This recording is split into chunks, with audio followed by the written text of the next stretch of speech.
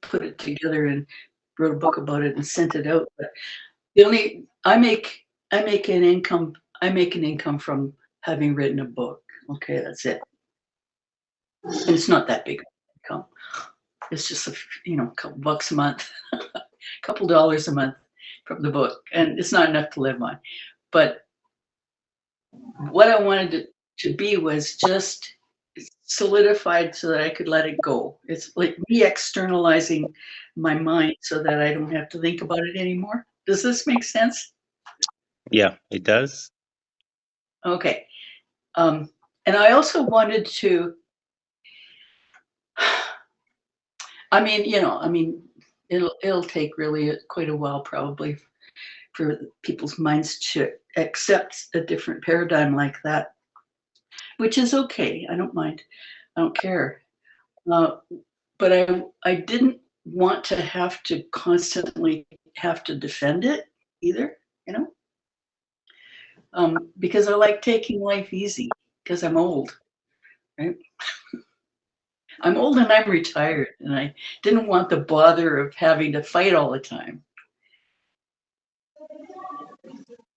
But I do want physiotherapy to improve, especially in its handling of patients, because I find a lot of manual therapy very crude.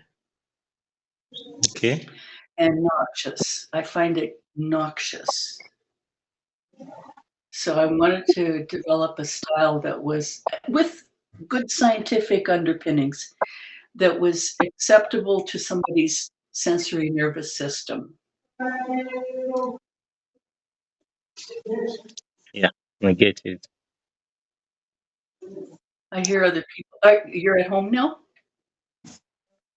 I was I'm at the hospital, so people just coming in and Oh, out. there's other But people at home. Okay, I'm yeah, sorry. Yeah, I heard other people. I thought, oh, maybe he's got kids. yeah, I'm just yeah, but I think they're fine. Okay, yeah, he's fine. He's fine now. Okay, alrighty. Okay, so So, mm, yeah. yeah, that's interesting. That's interesting. I didn't think someone could. I haven't seen anyone who thinks like this, who thinks like that. It's like so. It's like people want to build empires, like an empire of Yeah, technique. they want they want they maybe they have more energy, I don't know. Maybe they have enough energy to try to turn it into some sort of huge, corporate thing, but not me. I never was like that as a person or as a physio or anything. It was no. Um, there were just things about physiotherapy that I did not appreciate, and so to I wanted to make I wanted to save manual therapy, keep it inside the profession and have it make more sense, Okay. because a lot of the ideas that surround manual therapy are crazy ideas that don't make any sense at all. And it was always it took a lot of energy to keep doing it and try to, figure out why I didn't like the crazy ideas. I loved the work, but I hated the ideas that went with the work. I don't know if that makes sense. Yes, exactly, exactly. So I wanted ideas that were congruent with that were science-based ideas that had to do with a a human being with a sensory nervous system, and it wasn't and so it was about, let's see, um, 10 or 15 years ago, I figured it out finally. It was like, okay, the people who do manual therapy and they do it in an operative way, but they're doing it kind of like they are the great healer and they're going to do something to somebody Yeah. else. That was the thing I hated the most, was somebody. I didn't like the idea of somebody like doing that to my body. No, nope, that's not going to work for me. So I thought, okay, so how could we frame it differently so that it's more acceptable to everybody's humanity? And so what I came up with was, okay, let's make it more interactive and let's make a new story about manual therapy so that it can be interactive on all the levels of, because a person has awareness, a person has attention, a person has feelings, a person has sensory input. How can we make manual therapy be an environmentally safe thing for someone to enter? So that's how I thought about it. And so that's what it's about. Okay. And I don't know if the profession is ever going to accept that, but I hope someday it will. Also, what have you found with how has the response been towards your approach from the Physiotherapy Society? Well, they haven't kicked me out. I mean, they never fired me, from the profession for being an upstart, or for complaining a lot. So they tolerated my arguments. I don't think that they'll ever, stop teaching people the way they do. They keep on teaching people to be operative and be very biomedical and, and conditions. And here's what you do for this condition, and here's what you do for that condition, and protocol-esque. I don't like. Never liked how physiotherapy was a little bit too. It was always too medical.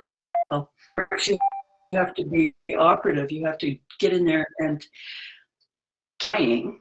That's fair enough. But physiotherapy is to restore people back to their life. They're already alive and they're already have awareness and attention, and they have pain usually. And so treating them as if they're a bunch of bones and muscles just doesn't make any sense. It just doesn't make sense, right? Okay. I don't know. Anyway, so the physiotherapy profession, back when I earned a diploma, which was a long time ago, I must say, it's like back in 1960, 1970 was when I graduated. We were taught all the anatomy, and then we were turned loose in the hospitals to work with other therapists who were already graduated, and so we were interned, and so we were taught procedures, but they were mostly just hospital procedures. There was no connection made between people, their psychology, the work that we were doing, and it was all expected to be just natural behavior. There wasn't anything specifically taught about how to interact with people.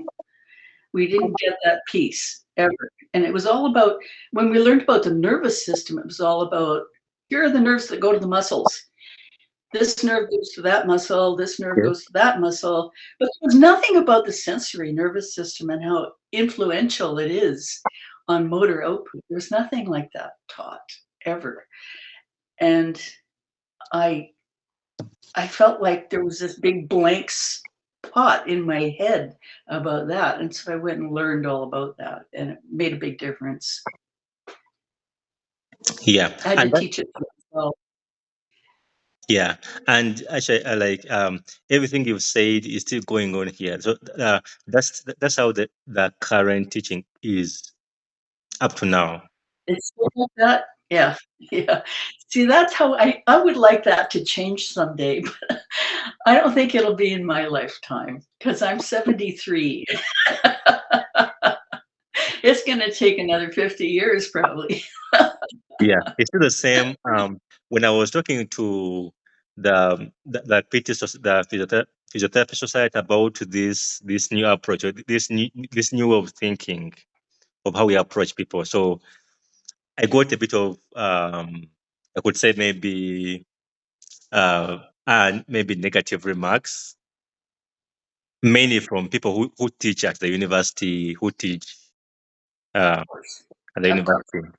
Yeah, but one thing I saw was that the younger students were willing to hear, to listen to this. They were willing. Oh, good. Yes, yes, yeah. The younger physios were willing to listen to this. So the older professors at the university who have done this, who have taught for 50 years, they're not willing to listen to this.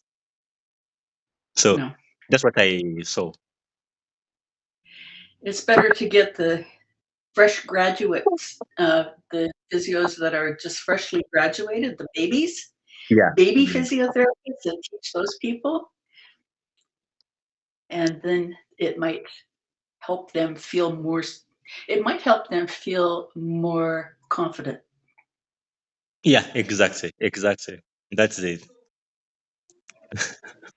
Yeah, Yeah. and some were my colleagues. We went to school in the same years, and then as they're practicing, they see so much missing. They see missing links. They don't really believe in the They current. feel it too. Yeah, they can feel it. They feel it, but they have no way of looking for something better because they haven't seen something better. So because me, I've been mentored. I've learned from different people. So I Uh-huh. can, yeah, I can easily show them, and they believe it. Awesome. Yes, yes. Good for you. You keep on learning, and that's like wonderful because there's just never enough brain space to learn everything, right? And there's not enough time. It's probably enough brain space, but just not enough time in a lifetime to learn everything you need to know about everything. So yeah, you have to be selective, right? Okay, sure. So Yeah. I had the questions I had was first of all was how you came up with this. Was it like a light bulb moment which came to you, like light bulb? Did you feel Oh, there something? were a few light bulbs. Absolutely, there were a couple of light bulbs, big ones. Um, The biggest light bulb was to sit in a class because I kept on taking course after course after course after workshop. I kept looking and looking and looking, trying to figure out why I was so disenchanted and what was how could I make this congruent with reality here? What's going on? And so I was sitting in a class with David Butler. Okay. It was David Butler teaching about nerves. It was the first time I'd ever even considered nerves when in the context of manual therapy. It was like nerves. This was 20 years, no, more than 20 years ago. It was like 25 years ago. And there he was talking about nerves. And oh my God, that's it. That's what it's all about. It's all about because all these nerves are sending, they're constantly sending information to the brain, and the brain is trying to make sense out of it, and then the Mm, brain is making changes in its outputs, and oh, finally the loop was closed. It was like, oh, that's the whole thing right there. It's very self-organizing and emergent. And then I understood these kinds of concepts that I'd read about that were just meaningless to me up to that point. And so yeah, that was kind of a huge moment, a light bulb. Like that was such a big light bulb. It was like an atomic light bulb. It was so big, like okay. fireworks. And and so I sat there and thought, oh my God, that's what we've been doing all along without realizing is we've been treating the nervous system. And this was his whole story, was it's all about the nerves. And I agree, it's all about the nerves. Oh my God, I've been so wrong for so long. And so then I asked him, because he's orthopedically trained in Australia. It's all about, these motor nerves that are, and these flossing things. And it was, so it was about the large parts of the peripheral nervous system. But I'd been working on the surface of the body for a long time, much probably in the style of Robert Rex, with his Wolfing.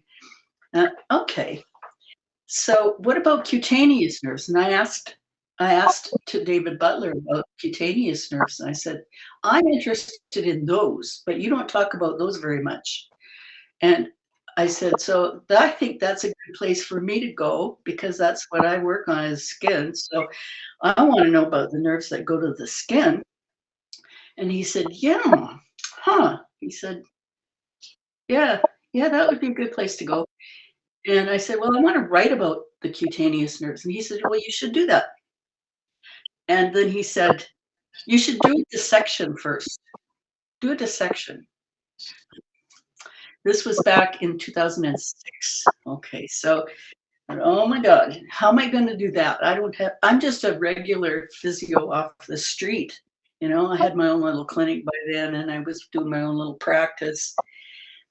And so I thought, how can I do a dissection? I'm not in the loop of the academic people, that have control of the anatomy labs and all that stuff. Like, but I worked it out, and I did eventually get accepted, just as a Joe Blow, physiotherapist off the street, to work at the University of British Columbia Anatomy Lab. They let me in. Like, it was a very special project for them, and it was really special project for me to be able to go in there. And I wanted to take pictures, and they said, no photos, no photos. Okay. Oh. So I took artwork. I took drawing, like paper and colored pencils, and I was going to draw. I do have a bit of art training. Hey, I could probably just draw this system, because how do the nerves get into the skin from their main nerve trunks that travel through the body? And there was nothing in the literature. I asked the association of the province that I lived in at the time, British Columbia. I asked them if they could find me papers on how cutaneous nerves disseminated into skin. And the librarian there had access to all the data sets of the world and everything else. He was a professional systems librarian at the University of British Columbia. But he ought to know what he's doing. Anyway, he looked, and he found 15 papers. Okay. And all of them were by plastic surgeons. And they were all in German or French, which I can't read. And there wasn't any visualization. There were a few little cartoon kind of pictures, but they were really bad pictures, and they didn't explain anything. And they were all about the face and breasts. I guess that's because that's what plastic surgeons do all day long, is they work on people's faces and breasts. And I was interested in finding out the cutaneous nerves, how, the whole body. Yep. Oh, anyway, long story short, that was useless. And so then when I got the dissection access, I was able to, the lab instructor at the University Anatomy Lab was a former physiotherapist. So she kind of understood my dilemma. Okay. That there was no information. It was like nobody understood skin at all. And skin in the anatomy labs of the world, I suspect, are just tossed. The skin is just taken off, and everybody learns all the muscles right underneath the skin, but they don't learn how the nerves go into the skin. It's just like, it's irrelevant to them, right? When it's completely relevant, in my opinion, in complete confound to manual therapy. It's a confound, scientifically speaking. that we don't learn